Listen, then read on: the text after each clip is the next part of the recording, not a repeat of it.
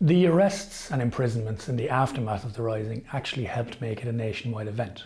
Most of the fighting had occurred in Dublin, there were incidents in Galway and Wexford as well, but large parts of the country had seen relatively little trouble. However, in the aftermath of the Rising, men and women across the country were rounded up and arrested by the authorities, which again increased both the impact of the Rising and also brought numerous people who hadn't been actively involved into contact with people who are now being accused of being dangerous rebels. There's an interesting collection in the UCD Archives of material relating to a man called Bernard O'Rourke from Inishkeen, County Monaghan.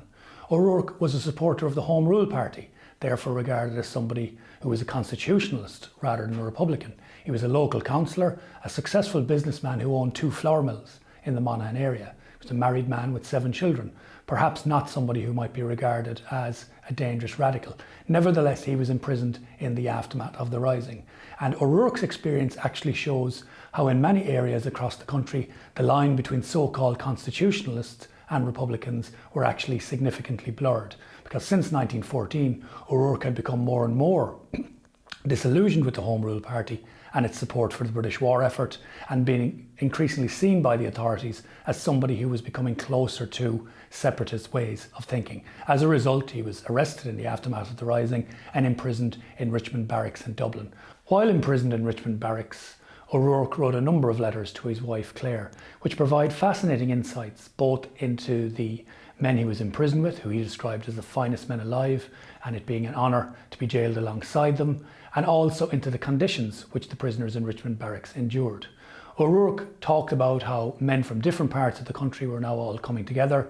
He was effusive in his praise for the men he was imprisoned with, and again, significantly, of course, many of these men had never met each other. Some of them had not been very active at all in politics, and now they were all being brought together in prison and building up a camaraderie and esprit de corps among each other. He talked about their daily routine, the fact that they talked about politics. They also said the rosary on a daily basis, which again points to the religiosity of many of the people at the time. And he also provides an interesting insight into the way in which the authorities attempted to improve conditions in Richmond Barracks after the visit of the British Prime Minister Herbert Asquith to the prison.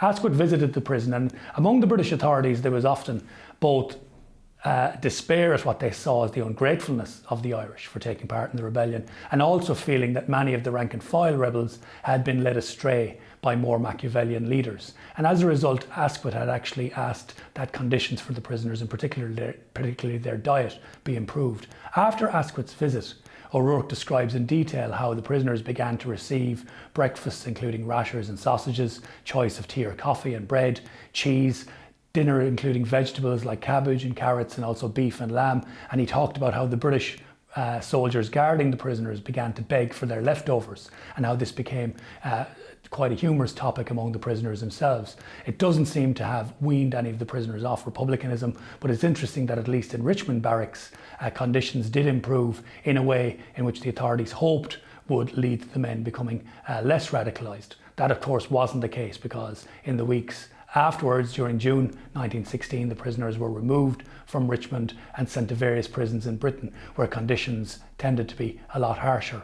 O'Rourke himself wasn't deported to Britain. He was released at the end of May, but nevertheless his experience was significant, because as he himself described to his wife, his popularity as a councillor actually increased in the Inishkeen area because of his imprisonment.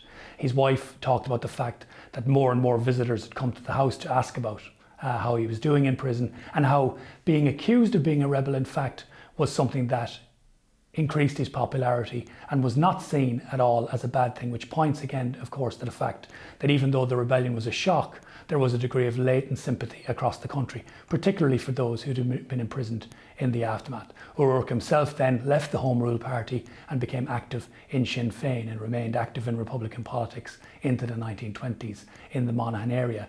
And his story, which is illustrated very well by the collection here in UCD Archives, shows again how the experience of the Rising, particularly the experience of imprisonment, in many ways laid the basis for the expansion of republicanism in the years afterwards.